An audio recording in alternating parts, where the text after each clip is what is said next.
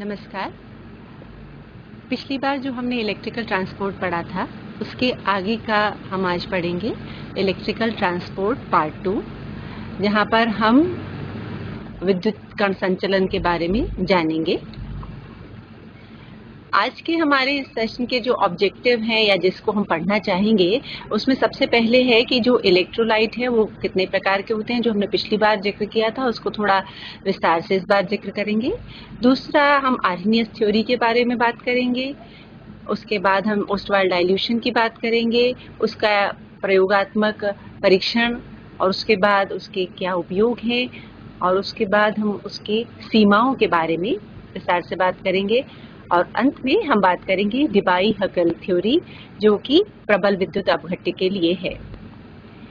तो आज बात शुरू करते हैं। सबसे पहले इलेक्ट्रोलाइट या विद्युत अपघट्य में जो दो प्रकार की चीजें होती हैं, आप जानते हैं, प्रबल विद्युत अपघट्य और प्रबल विद्युत अपघट्य की जब हम बात करते हैं तो ये मान के चला जाता है कि ये पूर्णतः आयनित होते हैं। यहाँ पर अगर आप स्लाइड में देखेंगे तो मैंने जिक्र किया है ऑलमोस्ट यानी हम ये मान के चलते हैं कि पूरी तरह तो नहीं, हाँ, पर लगभग पूरी तरह ही आयनित होते हैं।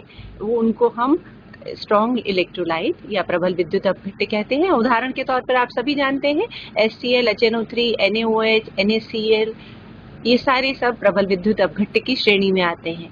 यहाँ इनका जिक्र हम क्यों कर रहे हैं ये हम आपको अगली स्लाइड में बताएंगे।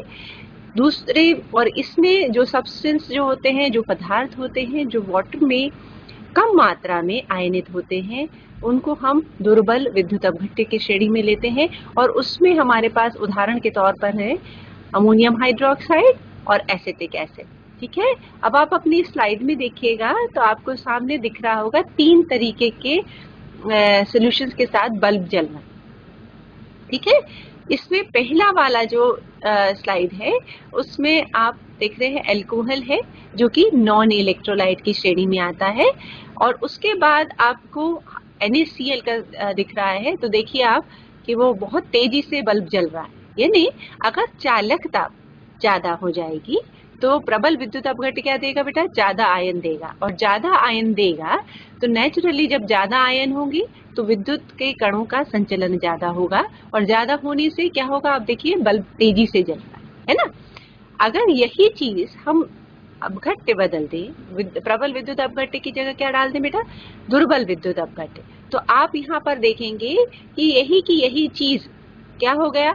वही बल्ब है, बट अब उसकी रोशनी धीमी हो गई है, डिम हो गई है। और इसकी वजह यह है कि जो दुर्बल विद्युत अपघट्य होते हैं वो आयनों को संख्या कम देते हैं, और जब आयनों की संख्या कम होगी तो अगर कम आयन होंगे तो करंट जो कैरी करते हैं वो भी कम करेंगे, और कम करंट कैरी करेंगे तो वही बल्ब जो है वो कम लाइट के साथ जलेगा। ठीक है, अब इसमें आप दूसरी स्लाइड में देखिए कि आपके लिए सिर्फ उदाहरण के तौर पे लाए थे कि थोड़ा आपको इसमें मजा आएगा। यहाँ पर आप देखिएगा कि अगर हम इलेक्ट्रिकल कंडक्टिविटी जो है वो बदल जाती है या उनके बीच में अभिक्रिया हो जाती है, तो इलेक्ट्रिकल कंडक्टिविटी अगर बदल जाती है तो वही अभिक्रिया बदलने से रोशनी में परिवर्तन हो जाता है। एक जो पहला वाला है A है, उस बीकर में एसिटिक एसिड रखा है। अब आप सभी जानते हैं एसिटिक एसिड जो होता है वो दुर्बल विद्युत अपघट्य है, और दुर्बल विद्युत अपघट्य होने के कारण जो वो रोशनी है वो बहुत कम है। इसी तरह इसके बगल वाला जो B है, उस बीकर में रखा है अमोनिया सोल्यूशन, है ना, अमोनियम हाइड्रोक्साइड। तो वो भी वीक इलेक्ट्रोलाइट होने की वजह से उसकी भी रोशनी कम है। पर अगर हम इन दोनों को मिला दें, ठीक है, तो क्या बन जाता है? अमोनियम एसीटेट, है ना। और अमोनियम एसीटेट क्योंकि वो ज्यादा आयनित होता है, इसलिए देखिएगा वही केमिकल रिएक्शन के कारण बल्ब जो है अब तेजी से जलने लगा है। ठीक है, तो आप ये आपके लिए एक प्रयोग के तौर पे लाए थे। आप अपने लैब में भी इसको करके देख सकते हैं कि इलेक्ट्रोड्स लगा दीजिए, कैथोड और एनोड, और फिर उसमें ये प्रयोग करके देखिए, आपको अच्छा लगेगा। नया एक्सपीरियंस होगा कि अगर दो विद्युत अपघट्यों में क्या क्या परिवर्तन आता है। जब हम इलेक्ट्रोलाइट की बात करते हैं तो अब आप ये ध्यान लीजिए कि जब हम प्रबल, और मैंने आज इस बात को फिर से क्यों शुरू किया, प्रबल और दुर्बल विद्युत अपघट्य, क्योंकि इनके में किस तरीके के प्रवाह होता है, धन कण संचलन या ऋण कण संचलन, ये किस तरीके का होता है, इसको समझाने के लिए अलग अलग सिद्धांत दिए गए जो परीक्षा में आपको पूछे जाते हैं। या तो पिछले साल अगर आर्हीनियस आया होगा तो इस बार ओस्टवार्ड आ सकता है, या डिबाह्यू-कलुन्साकर थ्योरी आ सकता है। तो इसमें आप ये बात ध्यान रखिएगा कि जैसे किस तरीके का संचलन होता है, या आपने सुना होगा अणु संख्यक गुणधर्म, सुना होगा, ये अणु संख्यक गुणधर्म जिसको अपन इंग्लिश में कहते हैं कॉलिगेटिव प्रॉपर्टी, इनको समझाने के लिए सिद्धांत दिया गया था आर्हीनियस ने, जो कि एक स्वीडिश साइंटिस्ट थे, कि क्यों इलेक्ट्रिसिटी प्रवाहित होती है, या जो आयन जो है उसका फ्लो, जो इलेक्ट्रिसिटी फ्लो है वो किस पर डिपेंड करता है। आर्हीनियस थ्योरी का सबसे पहला पोस्टुलेट ये है कि जब सब जो पदार्थ होता है वो डिसोशिएट होके या अपघटित होकर कैटायन और एनायन देता है अगर पानी में घोला जाता है, और इसमें ये आयन जो हैं वो ही विद्युत प्रवाह के लिए जिम्मेदार होते हैं। अब इसमें जो मेन पॉइंट्स हैं थ्योरी के वो ये हैं कि अगर पानी में जब आप घोलोगे तो इस तरीके के दो आयनों में बंटने को आयनन या आयनाइजेशन कहेंगे, पॉजिटिव आयन को कैटायन कहेंगे, नेगेटिव आयन को एनायन कहेंगे, ठीक है, ऋणायनों को एनायन कहते हैं। और तीसरी चीज है कि इस सारे चीजों में ये दोनों बराबर मात्रा में होंगे, धनायन जो है वो और ऋणायनों की संख्या बराबर मात्रा में होगी। इस थ्योरी के साथ साथ एक और कॉन्सेप्ट को भी जगह मिली जिसे लॉ ऑफ मास एक्शन कहते हैं। तो द्रव्यानुपाती अभिक्रिया के नियम को भी आप जानते होंगे। इसमें आयन जो होते हैं विद्युत प्रवाह के लिए जिम्मेदार होते हैं। इसमें अणु संख्यक गुणधर्म जो होते हैं वो इनकी संख्या जो है सॉल्यूशन में जितने भी पार्टिकल्स हैं उनकी संख्या पर आधारित होती है। अगर आप इस बात को जनरली बच्चे याद कर लेते हैं, याद करने के बजाय अगर आप इसको समझें, अणु संख्यक यानी अणुओं की संख्या पर निर्भर करते हैं, और अणुओं की संख्या कब बढ़ेगी बेटा, जबकि आयनन ज्यादा होगा। अगर आयनन ज्यादा कब होगा, जबकि प्रबल विद्युत अपघट्य होगा। तो इसमें ये मान के चला जाता है कि अगर आयनन ज्यादा है तो अगर हम डाइल्यूशन करते हैं तो आयनन और बढ़ता जाता है। तो कॉलिगेटिव प्रॉपर्टी भी या अणु संख्यक गुणधर्म में भी हमें बढ़ोतरी दिखाई देनी चाहिए। इसके साथ ही तीसरी चीज ये है जो इसी स्लाइड पे आप देख रहे होंगे कि जो आयनों की गुणधर्म होता है, आयनों की प्रॉपर्टी होती है, वही विलयन की भी प्रॉपर्टी होती है। अगर आयन जो इस तरीके के होंगे, जिस स्वभाव के होंगे, उस तरीके का ही हमारा सोल्यूशन भी होगा। इसमें एक नीचे आप देख रहे होंगे कि अगर जब आपके परीक्षा में आर्हीनियस थ्योरी आती है तो उसके साथ साथ उसमें सीमाएं भी आती है कि आर्हीनियस थ्योरी की सीमाएं भी क्या है। अगर तो वो प्रश्न 2-3 नंबर का आता है तो आप सिर्फ पोस्टुलेट लिख सकते हैं, उसमें आपको सिर्फ सिद्धांत के बारे में लिखना है कि अगर घोलते हैं तो आयनों में विभक्त होता है, आयनों के नेचर पर निर्भर करता है। पर अगर उससे ज्यादा मार्क्स का है तब आपको उसकी सीमाओं को भी लिखना पड़ता है। और सीमाओं में आप ध्यान दीजिएगा, मैंने उसको कॉमा लगा के लिखा हुआ है कि अगर जो अपघटन की मात्रा, डिग्री ऑफ डिसोसिएशन, अपघटन की मात्रा पर जो होती है वो इसकी लिमिटेशन है। दूसरा है उनके आयनों के बीच में लगने वाला आकर्षण बल, और तीसरा है लॉ ऑफ मास एक्शन। यहाँ पर इन तीन चीजों को मैं संक्षेप में इसलिए बता देती हूँ क्योंकि आगे भी इन चीजों का हम जिक्र करेंगे। आयनन की मात्रा जो है वो कई चीजों पर निर्भर करती है। तो अपन सिर्फ ये कह के कि प्रबल विद्युत अपघट्य है या दुर्बल विद्युत अपघट्य है इसको नहीं कह सकते। तो इसमें आयनन की मात्रा जो है वो भी एक इसकी सीमा है। प्रबल विद्युत अपघट्यों के लिए थ्योरी जो है सही नहीं हो पाई है। केवल इसमें आयनन की सही मात्रा जो अपन alpha is equal to lambda V upon lambda infinite कहते हैं, वो केवल वीक इलेक्ट्रोलाइट्स के लिए ये मात्रा सही पाई गई।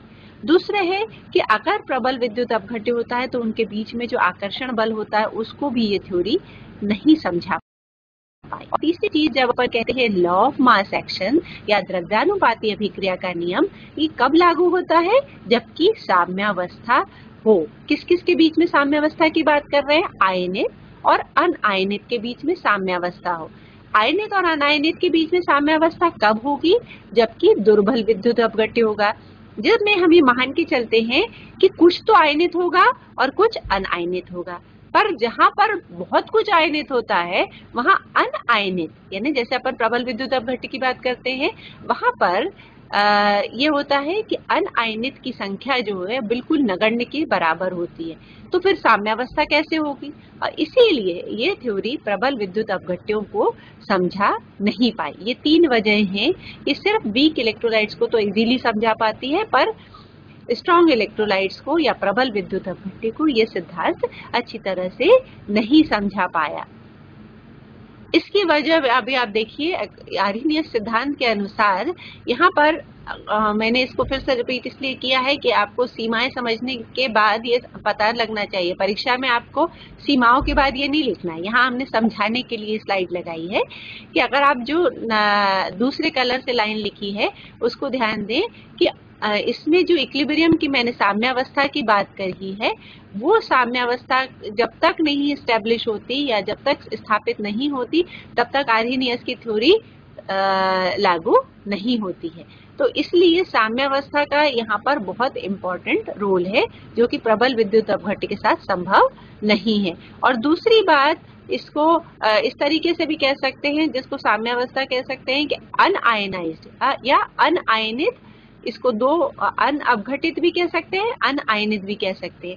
अपघटित और अनअपघटित के बीच में साम्यावस्था या आयनित, और अनआयनित के बीच में साम्यावस्था। यहाँ पर ये एक छोटा सा मैथमेटिकल डेरिवेशन है और इसको आप चाहे तो यहाँ पर लिख भी सकते हैं, वरना अपन यही का यही ओस्टवाल्ड डाइल्यूशन लॉ में पढ़ेंगे तो आप इस स्लाइड को स्किप भी कर सकते हैं, आगे भी इस चीज को नोट कर सकते हैं। इसमें लिखा है C = 1/V और के जो कांस्टेंट है या डिसोसिएशन कांस्टेंट है, इसको हम α² / αV कहते हैं, जहां पर अल्फा क्या है? आयनन की मात्रा या डिग्री ऑफ डिसोसिएशन। इसमें लाल से एक लाइन लिखी है कि जो इलेक्ट्रोलाइट की प्रॉपर्टी है या गुणधर्म है वो आयनों की संख्या पर निर्भर करते हैं या आयनों की कंडक्टिविटी पर निर्भर करते हैं। अब उस स्लाइड की जो बातें हैं उसको हमने ओस्टवाल्ड डाइल्यूशन में लिया है, इसलिए इसमें आप नोट कर लीजिएगा। यहाँ पर मैंने ऊपर जो टाइटल देखा होगा आपने आयनिक इक्विलिब्रिया लिखा है, क्योंकि हम साम्यावस्था को वहां पर नहीं समझा पाए थे, इसलिए इसको यहाँ पर समझाने की कोशिश करते हैं कि ओस्टवाल्ड डाइल्यूशन लॉ जो है वो ओस्टवाल्ड के द्वारा दिया गया था। आप देखते हैं विल्हेम ओस्टवाल्ड का नाम था, जिन्होंने यानी अपघटन या वियोजन नियतांक और वियोजन की मात्रा के बीच में संबंध स्थापित किया। स्ट्रॉन्ग इलेक्ट्रोलाइट्स के लिए लागू नहीं होती है। क्यों? क्योंकि ये साम्यावस्था की बात करती है, और साम्यावस्था किसमें पाई जाती है? वीक इलेक्ट्रोलाइट्स में या दुर्बल अपघट्य में, अनआयनित और आयनित के बीच में।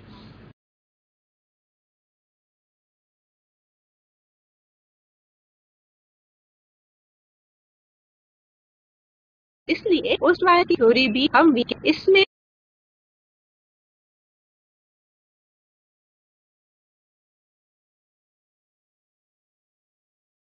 आप देखेंगे अपनी स्क्रीन पे Kp है, आपके अलग अलग, आप इसको Kc से भी दर्शा सकते हैं, अलग अलग किताबों में अलग अलग दिया हुआ है, और इसको Kp से भी दर्शा सकते हैं जहाँ प्लॉट की बात होती है। K+ जहाँ पर है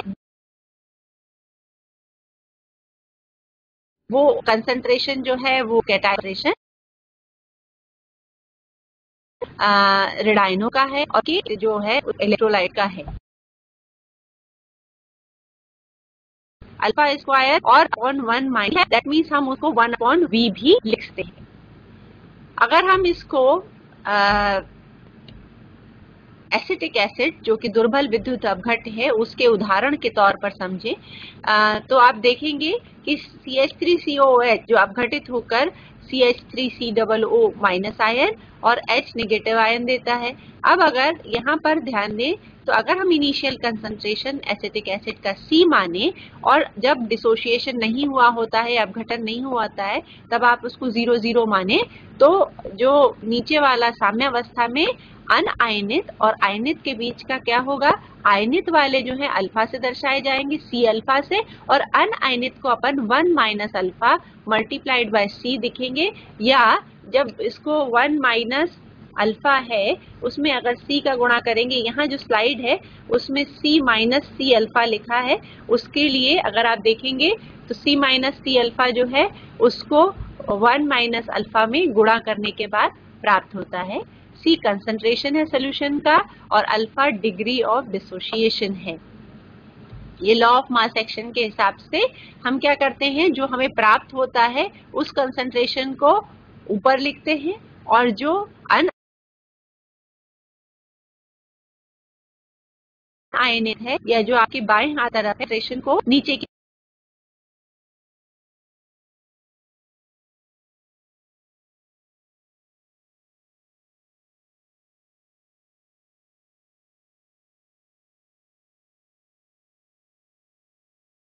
का मैंने के ए लिखा है। के ए किसके लिए होता है, एसिड के लिए, डिसोसिएशन कांस्टेंट फॉर एसिड। अगर यही बेस होता तो इसकी जगह अपन क्या लिखते, के बी। तो ओस्टवाल्ड डाइल्यूशन लॉ में अब अगर आप देखेंगे कि अल्फा की मात्रा दो तरीके से अपन समझ सकते हैं कि के ए क्या हो गया, अगर सी अल्फा स्क्वायर, क्योंकि हम ये मान के चलते हैं कि 1 माइनस अल्फा जो है वो ऑलमोस्ट 1 के बराबर है, तो नीचे का जो हर की राशि है वो आपकी 1 हो गई। तो अब आपके पास क्या बचेगा, सी अल्फा स्क्वायर, या अल्फा को आप के ए अपॉन सी भी लिख सकते हैं। और उसके बाद अगर H प्लस जो है उस क्योंकि अल्फा जो है सी अल्फा को H से भी दर्शा सकते हैं, तो अपन उसको H की जगह क्या लिख सकते हैं, सी अल्फा, और इसको इस तरीके से भी सॉल्व कर सकते हैं। तब आपको हाइड्रोजन आयन कंसंट्रेशन मिल जाएगा और इस हाइड्रोजन आयन कंसंट्रेशन से आप पीएच भी निकाल सकते हैं। नीचे आप देखिएगा लिखा है डिसोसिएशन कांस्टेंट यानी अपघट नियतांक, वियोजन नियतांक जिसको कहते हैं, वीक एसिड का के है, आयनन की मात्रा अल्फा है और इनिशियल कंसंट्रेशन एसिड का सी है। वेरिफिकेशन मैंने एक लिखा हुआ है। अब आपके जो कोर्स में अगर परीक्षा में आता है ओस्टवाल्ड डाइल्यूशन लॉ क्या है, तो आपको ओस्टवाल्ड डाइल्यूशन लॉ में क्या लिखना है, पहला जो मैंने अभी बताया कि आयनित अनायनित के बीच में साम्यावस्था होती है और उसको आप अल्फा और 1 माइनस अल्फा के हिसाब से जो अभी मैंने बताया वो लिख सकते हैं। दूसरा पॉइंट आप लिख सकते हैं कि इसका एक्सपेरिमेंटल वेरिफिकेशन या प्रयोगात्मक परीक्षण किस प्रकार किया जा सकता है। और प्रयोगात्मक परीक्षण करने के लिए आप क्या कर सकते हैं, एसिटिक एसिड, कोई सा भी दुर्बल विद्युत अपघट्य ले सकते हैं, चाहे तो एसिटिक एसिड भी आप परीक्षा में लिख सकते हैं या अमोनियम हाइड्रोक्साइड भी लिख सकते हैं। उसको अगर आप लेते हैं और उसको विभिन्न कंसंट्रेशंस पर, विभिन्न सांद्रणों पर उसके लिए लेमडा वी का मान ज्ञात करते हैं, यानी आप चालकता, तुल्यांकी चालकता की गणना करते हैं। तो तुल्यांकी चालकता अगर आप निकाल लेते हैं और आप टेबल में से देख के क्या निकाल सकते हैं, अनंत तनुता पर चालकता। अनंत तनुता पर चालकता अगर आपको मालूम है तो आप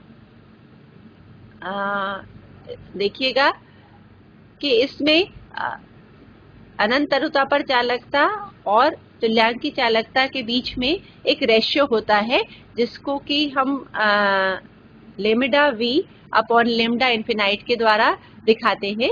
और लेमडा इन्फिनाइट और लेमडा वी का जो है अनुपात, वो जो से हमको क्या मिलेगा, अल्फा मिलेगा। और अल्फा की वैल्यू अगर आप रखेंगे तो आपको हमेशा के की वैल्यू कांस्टेंट मिलनी चाहिए। के की वैल्यू अगर कांस्टेंट अगर आपकी हर कंसंट्रेशन पे आ रही है तो आपका ओस्टवाल्ड डाइल्यूशन लॉ का वेरिफिकेशन होता है या सत्यापन होता है। पर अगर वैल्यू कांस्टेंट नहीं आती है तो प्रबल विद्युत अपघट्य के संबंध में ये माना जाता है कि के की वैल्यू जो मान, इसलिए जब के का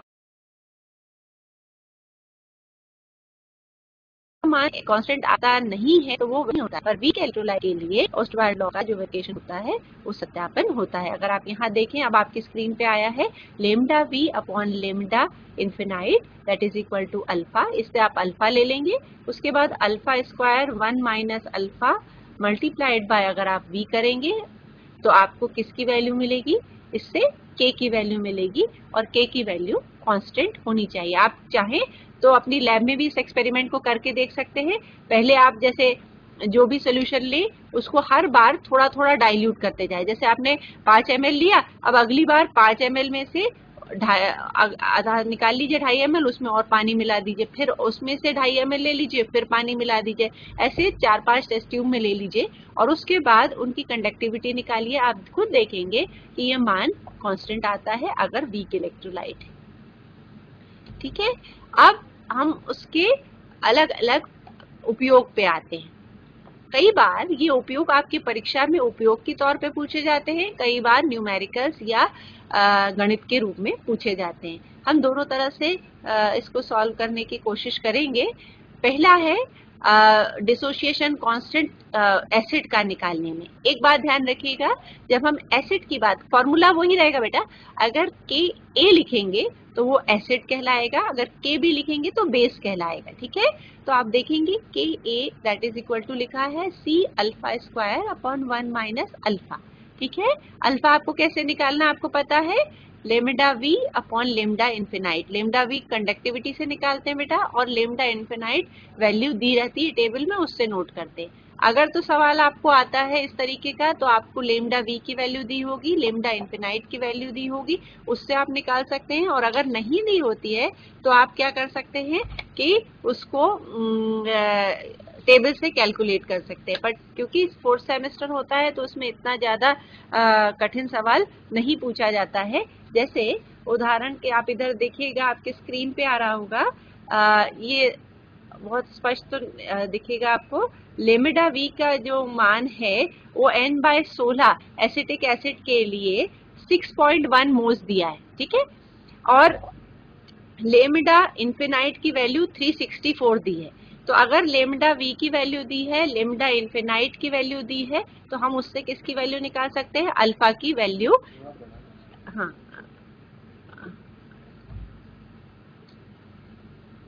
अल्फा की वैल्यू निकाल सकते हैं। ठीक है, और अल्फा की वैल्यू जो है उससे हम 1 माइनस अल्फा की वैल्यू देखिए निकाली है। तो पहले हमने अल्फा की वैल्यू निकाली है, उसको 1 में से घटा देंगे तो 1 माइनस अल्फा की वैल्यू आ जाएगी।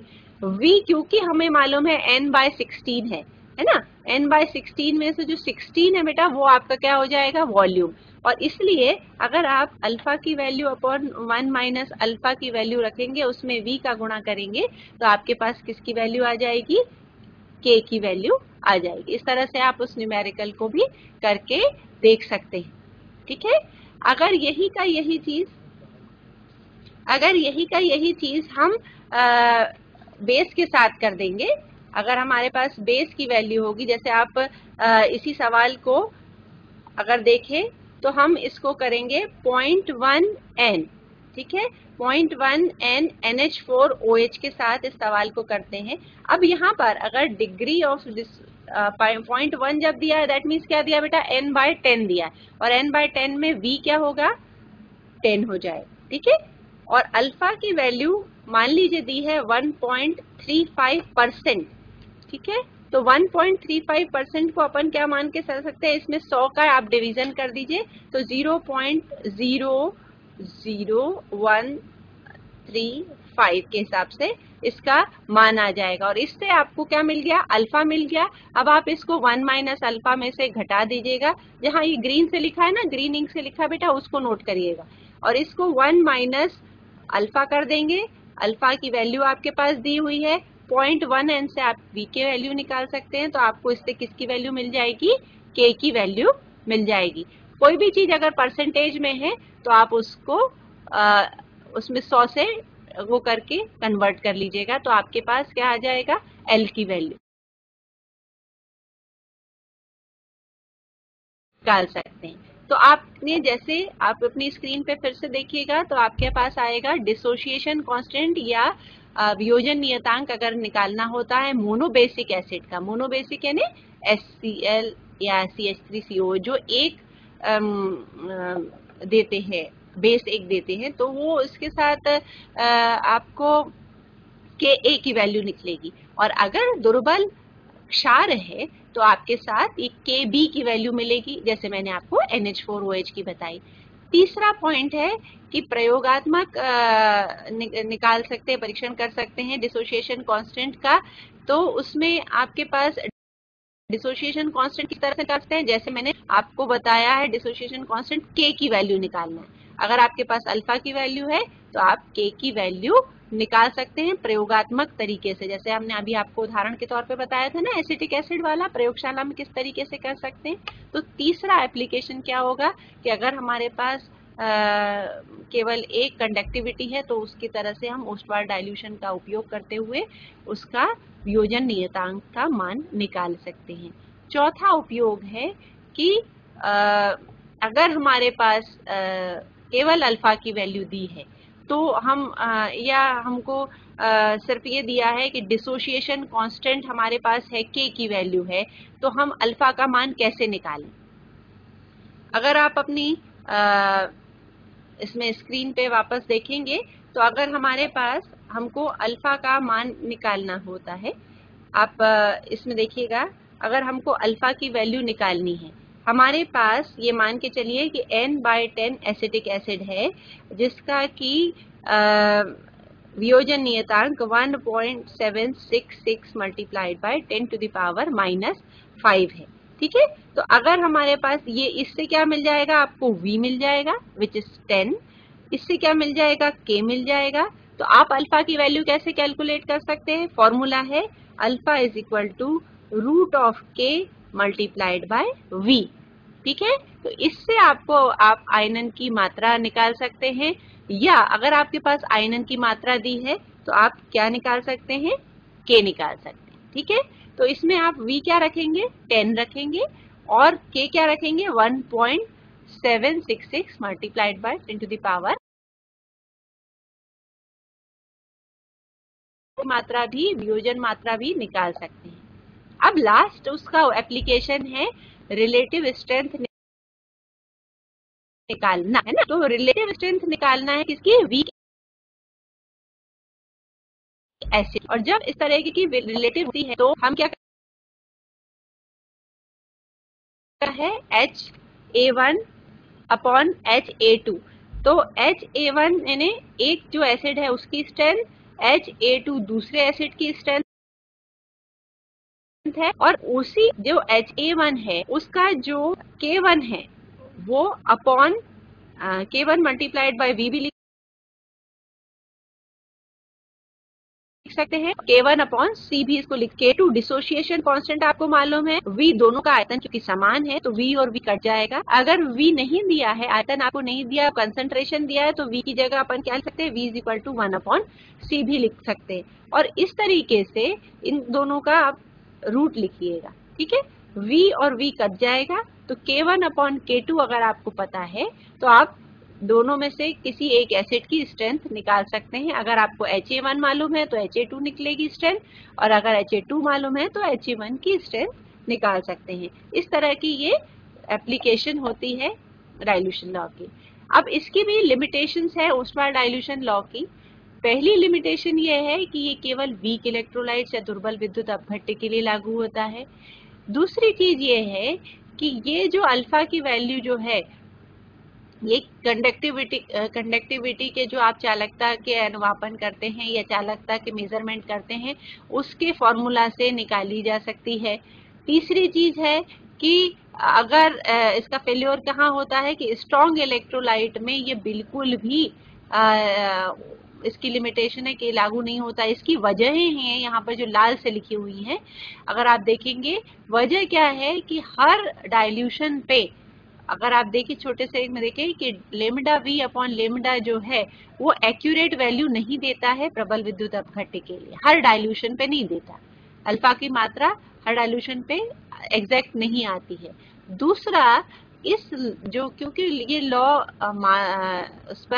ऑफ मास एक्शन पर आधारित है और लॉ ऑफ मास एक्शन जो है स्ट्रॉन्ग इलेक्ट्रोलाइट पे लागू नहीं होता, इसलिए ये नियम भी स्ट्रॉन्ग इलेक्ट्रोलाइट्स को या प्रबल विद्युत अपघट्य को समझा नहीं पाता है। ठीक है, तो 3 लिमिटेशन हो गई कि इसको केवल वीक इलेक्ट्रोलाइट्स के लिए है। दूसरा, अल्फा की मात्रा जो है उसको केवल अपन उसी तरह से डिटरमाइन कर सकते हैं। तीसरी चीज ये है कि प्रबल विद्युत अपघट्यों को ये नहीं समझा पाता। अब हम आते हैं आज के जो पार्ट है डिबाई-ह्यूकल लॉ। अब यहाँ पर क्योंकि दोनों चीजें हैं वो आप को वीक इलेक्ट्रोलाइट्स के लिए थी, तो प्रबल विद्युत अपघट्यों की असामान्य व्यवहार को समझाने के लिए 1923 में पीटर डिबाई ने और एरिक हकल ने एक थ्योरी दी थी, जिसको बाद में थोड़ा सा इम्प्रोवाइज किया था 1926 में उनसागर ने। तो वो डिबाई ह्यूकल उनसागर थ्योरी के नाम से भी परीक्षा में आता है, डिबाई ह्यूकल थ्योरी के नाम से भी आ जाता है कई बार, और डीएचओ थ्योरी के नाम से भी आ जाता है। अब इस थ्योरी की जरूरत क्यों पड़ी? क्योंकि दोनों ही लॉ जो हमने पहले पढ़े हैं, ओस्वाल्ड डाइल्यूशन लॉ भी और आर्हेनियस थ्योरी भी, दोनों ही किस पर आधारित है? लॉ ऑफ मास एक्शन पर और आयनाइजेशन पर आधारित है, साम्यावस्था पर आधारित है। और डिबाई ह्यूकल थ्योरी जो है, उन्होंने इस चीज को समझाने की कोशिश की कि जो स्ट्रॉन्ग इलेक्ट्रोलाइट्स होते हैं वो क्या होते हैं, ये मान के जाता है कि वो कंप्लीटली आयनाइज्ड है, जबकि पहली जो दोनों थ्योरियां हैं वो किस पर आधारित है बेटा? पार्शियली आयनाइज्ड पे, यानी आंशिक रूप से आयनाइज। आंशिक रूप से आयनाइज क्यों कहते हैं अपन उसको? क्योंकि आयनाइज्ड भी होते हैं और वो वापस में मिलके न्यूट्रलाइज्ड भी होते हैं, मतलब कुछ पोर्शन उसका न्यूट्रलाइज भी रहता है, कुछ आयनित भी रहता है, इसीलिए साम्यावस्था बनी रहती है। पर प्रबल विद्युत अपघट्यों में कंप्लीटली आयनाइज्ड या ऑलमोस्ट आयनाइज्ड माना जाता है, ठीक है, लगभग पूर्ण तरह। दूसरा चीज क्या है कि जो विपरीत चार्ज आयन्स होते हैं, वो कैटायन और एनायन, वो एक जैसे डिस्ट्रीब्यूट नहीं होते, ठीक है। हम ये मान के नहीं चल सकते कि वो एक ही जैसा कैटायन डिस्ट्रीब्यूटेड है वैसा ही एनायन डिस्ट्रीब्यूटेड होगा, ऐसा जैसे पहले वाले दो सिद्धांतों में माना गया था, इस सिद्धांत में ये नहीं माना गया कि ये एक जैसे डिस्ट्रीब्यूशन नहीं होता। तीसरी इंपॉर्टेंट चीज है कि अगर इक्विवेलेंट कंडक्टेंस या तुल्यांकी चालकता में कमी होती है, किसके साथ? कंसंट्रेशन के साथ। वो क्यों होती है? क्योंकि आयनों की मोबिलिटी में या चालन में रुकावट आती है। किसके कारण आती है? आप जैसा कि जानते हैं कि अगर कंसंट्रेशन बढ़ा दिया जाएगा तो आयनों की संख्या ज्यादा हो जाएगी। बिल्कुल वही सामान्य तौर पे अगर अपन अपने आसपास का उदाहरण देखें तो भीड़ में आपको चलने में दिक्कत होती है, और अगर ये भीड़ कम कर दी जाए, थोड़े बिखरे बिखरे लोग हों, तो आप आसानी से मूवमेंट कर पाते हैं। यही चालनों के साथ होता है कि अगर आप चालकता बढ़ा देते हैं तो कंसंट्रेशन या सांद्रण बढ़ा देते हैं तो चालकता कम हो जाती है। और इस थ्योरी के हिसाब से ये बताया गया कि ये किसके कारण होता है, वजह क्या है? इंटर आयनिक अट्रैक्शन या अंतरा आकर्षण बलों के कारण ये संभव होता है। इस थ्योरी में जो मेन आइडियाज हैं, जो मुख्य वजह हैं, वो ये है, इस बात को आप लोग बच्चों इस अच्छे तरह से समझ लेना कि यहाँ पर हम इसको कंप्लीटली आयनाइज्ड और डिसोशिएटेड नहीं मानते। जैसे हमने माना, आपने सभी सुना है, सभी पढ़ते हो, छोटी सी 9th और 10th से पढ़ते आ रहे हो, प्रबल विद्युत अपघट्य पूर्णतः आयनित होते हैं। एक बात ध्यान रख लीजिए, पूर्णतः आयनित और आयनाइज्ड होना और डिसोशिएट होना, दोनों में फर्क होता है। आयनित हो जाते तो हैं, पॉजिटिव और नेगेटिव आयन होते हैं, पर ये एक दूसरे से पूर्णतः दूर नहीं होते हैं, ये आपस में आयनिक डबलेट बना लेते हैं, ठीक है। जैसे धन आयन और ऋण आयन आपस में साथ में रहते हैं, हालांकि आयनित हैं पर ये पूर्णतः अपघटित नहीं है, साथ में है, ठीक है। और इस तरह ये कंसेप्ट जो है, ये डिबाई ह्यूकल का बेसिक कंसेप्ट है, मुख्य है कि दोनों कंप्लीटली आयनाइज्ड तो होते हैं, कंप्लीटली डिसोशिएटेड या अपघटित नहीं होते हैं। इस वाली साइड की दूसरी मुख्य बात क्या है कि लॉ ऑफ मास एक्शन या द्रव्यानुपाती अभिक्रिया का नियम इन प्रबल विद्युत अपघट्यों पर लागू नहीं होता है। तीसरी चीज क्या है? अल्फा का मान हमेशा 1 हो ऐसा जरूरी नहीं है। क्यों नहीं है? क्योंकि ये आयनिक डबलेट बना लेते हैं, जबकि अगर देखा जाए तो अगर पूर्णतः आयनित हैं तो हमेशा अल्फा का मान क्या होना चाहिए? यूनिट होना चाहिए, ऐसा नहीं होता है। और इसको समझाने के लिए डिबाई हकल ने कंसेप्ट दिया जिसको आयनिक एटमॉस्फेयर कहते हैं। आयनिक एटमॉस्फेयर क्या होता है? एटमॉस्फेयर है ना हमारे आसपास का वातावरण, धनायन और ऋणायन। इसमें धनायन और ऋणायन, धनायन को ऋणायन चारों तरफ से घेरे रहते हैं और ऋणायन को धनायन चारों तरफ से घेरे रहते हैं। इसको अपन एटमॉस्फेयर कहते हैं। और अगर एक आयन दूसरे आयन की तरफ गतिमान होता है तो वो अपने साथ उस आयन, उस जो आसपास का एटमॉस्फेयर है उसको छोड़ के आगे बढ़ता है।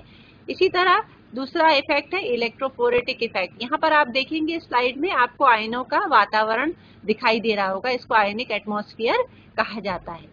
ठीक है, जितने ये गोले हैं ये आयनिक क्लाउड या आयनिक एटमॉस्फेयर को दर्शाते हैं और इसको शील्डिंग इफेक्ट भी कहते हैं। दूसरा आप यहाँ पर देख रहे होंगे, इसमें इसको कहते हैं, नीचे जो आपके दिया है वो इलेक्ट्रोफोरेटिक इफेक्ट कहलाता है।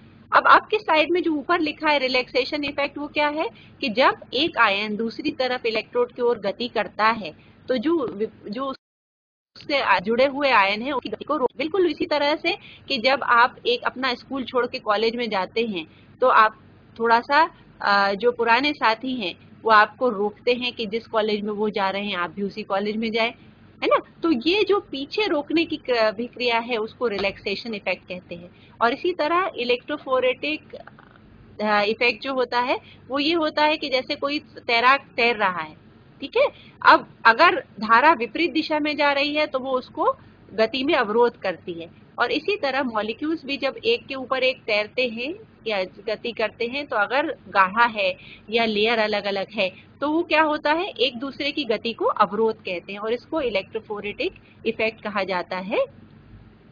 अब इस इलेक्ट्रोफोरेटिक इफेक्ट के हिसाब से अगर एक आपकी स्लाइड में हम अगर आप इसको देख लें तो यहाँ पर दो ब्राउनियन, ओनसागर ने दो इफेक्ट दिए थे, ब्राउनियन इफेक्ट भी दिया है।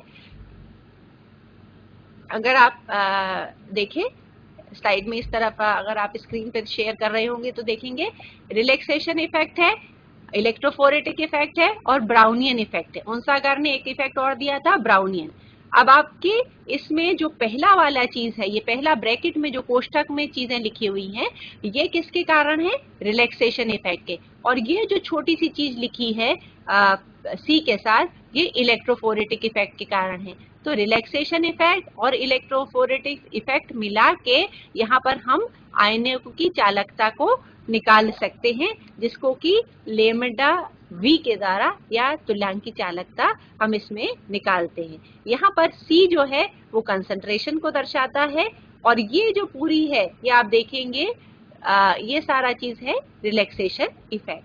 ठीक है, तो ये जो अगर इसके अलावा अगर जब हम इससे क्या निकाल लेते हैं तो हमारे पास लेमडा V की वैल्यू आ जाती है और लेमडा V की वैल्यू से अगर लेमडा V और हम C में एक ग्राफ खींचे, अगर आप देखिए लेमडा V और C में ग्राफ खींचते हैं तो क्योंकि आपने एक सूत्र तो पढ़ा होगा y is equal to mx plus c, तो mx में अगर mx माइनस हो जाए तो स्लोप बजाय ऐसे मिलने के कैसा मिलता है, इस तरीके से मिलता है। इसीलिए आप देखेंगे इसमें आपको सारे स्लोप KCl के लिए या स्ट्रॉन्ग इलेक्ट्रोड NaCl के लिए किस तरह से मिल रहे हैं, स्लोप इस तरीके से मिल रहे हैं। क्यों, क्योंकि हमारे पास जो सूत्र है वो lambda V is equal to lambda infinite minus ये है, जिसमें से ये हिस्सा m है, रूट C क्या है, x है और ये क्या हिस्सा है, y है।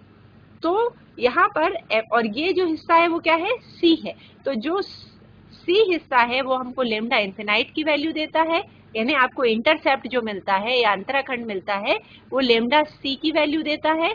ये जो स्लोप है आपको देता है वैल्यू किसकी, B lambda infinite plus A की वैल्यू देता है। और इसी तरह आपको ये जो वैल्यू है ये किसकी वैल्यू देगा, लेमडा इन्फिनाइट की। और इस तरीके से हम किसकी गणना कर सकते हैं, इससे हम प्रबल विद्युत अपघट्यों के लिए किस तरीके के प्रभाव पड़ते हैं या ये थ्योरी किस तरीके से सिद्ध करती है इसको निकाल सकते हैं। वाटर के लिए ये मान B का मान 0.229 होता है और A का मान 60.2 होता है। ठीक है, तो इस तरीके से प्रबल विद्युत अपघट्यों के लिए DHO थ्योरी दी जाती है और दुर्बल विद्युत अपघट्यों के लिए ओस्टवाल की थ्योरी दी जाती है। अब अगर इसमें आपके क्वेश्चंस हो तो आप पूछ सकते हैं। आप में से किसी के क्वेश्चंस हैं दुर्बल विद्युत अपघट्यों को लेकर या प्रबल विद्युत अपघट्यों को लेकर?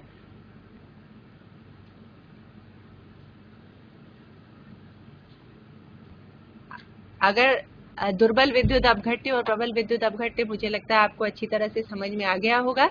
इसमें जो प्रश्न पूछे जाते हैं वो इस तरीके के पूछे जाते हैं कि ओस्टवाल्ड डाइल्यूशन लॉ क्या है, आर्हीनियस थ्योरी क्या है, उसके मुख्य सीमाएं क्या हैं, शॉर्ट नोट में पूछा जाता है रिलैक्सेशन इफेक्ट क्या है, इलेक्ट्रोफोरेटिक इफेक्ट क्या है, और इसमें इसको किस तरीके से डिबाह्युकल या उंसागार ने इस इफेक्ट को समझाया है। रिलैक्सेशन इफेक्ट में आप आयनों का खिंचाव के बारे में या एटमॉस्फेयर के बारे में बात कर सकते हैं, और इलेक्ट्रोफोरेटिव इफेक्ट में आप उनके चलने के बारे में बात कर सकते हैं कि किस तरह से श्यानता या उल्टी दिशा में प्रवाहित धारा उसको प्रभावित करती है।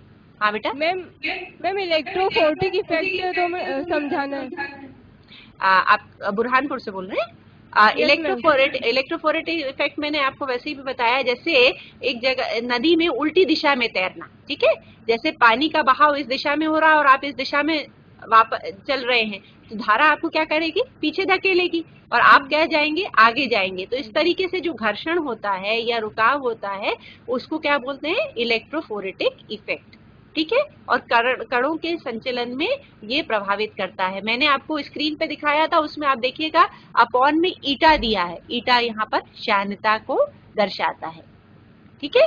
तो जहाँ ईटा श्यानता ज्यादा होगी तो वो प्रभावित करेगी इस। और रिलैक्सेशन इफेक्ट क्या होता है कि आयनों के चारों तरफ आयन होते हैं और वो उसकी गति को अवरुद्ध करते हैं। पॉजिटिव आयन निगेटिव आयन से घिरा रहता है, निगेटिव पॉजिटिव से घिरा रहता है। तो जब दूसरी दिशा में चलता है तो जो साथी आयन होते हैं उसको रोकते हैं। मैंने आपको उदाहरण भी बताया कि आप स्कूल चेंज करते हैं तो आपके साथी चाहते हैं आप उसी कॉलेज में पहुंच जाए, है ना। Ma'am thank you ma'am. Thank you. और किसी को कोई क्वेरी? आप लोगों में से किसी को और कोई प्रश्न पूछना हो, परीक्षा से संबंधित कोई आपकी क्वेरी हो? ओस्टवाल्ड डाइल्यूशन लॉ, और अगर वीक इलेक्ट्रोलाइट आएगा तो आपको आर्हीनियस और ओस्टवाल्ड ही बताना है। प्रबल विद्युत अपघट्य में डिबाह्युकल और उंसागार थ्योरी बताना है। हाँ जी, कौन बोल रहे हैं? मैम मैं साइंस कॉलेज पन्ना से बोल रही हूँ। नमस्कार, बोलो। माय क्वेश्चन इज मैम आपने ओस्टवाल्ड का न्यूमेरिकल बताया था, तो उसमें अल्फा की वैल्यू कैसे निकाली जाती है?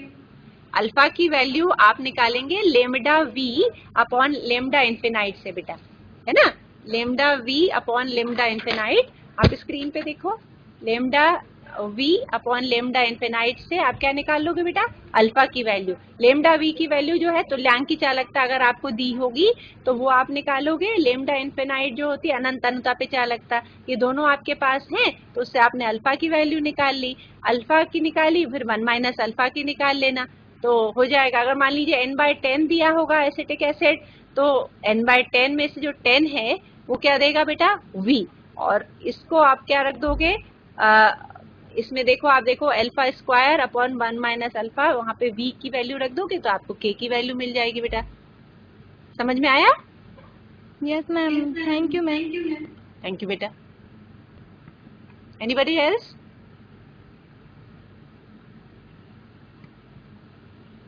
अगर कोई प्रश्न हो तो आगे पूछे, है ना। अगर किसी को कोई प्रश्न नहीं तो हम आज का बात को यहीं समाप्त करते हैं, पाठ्यक्रम को, है ना। आप सभी को एग्जामिनेशन के लिए शुभकामनाएं। धन्यवाद, नमस्कार।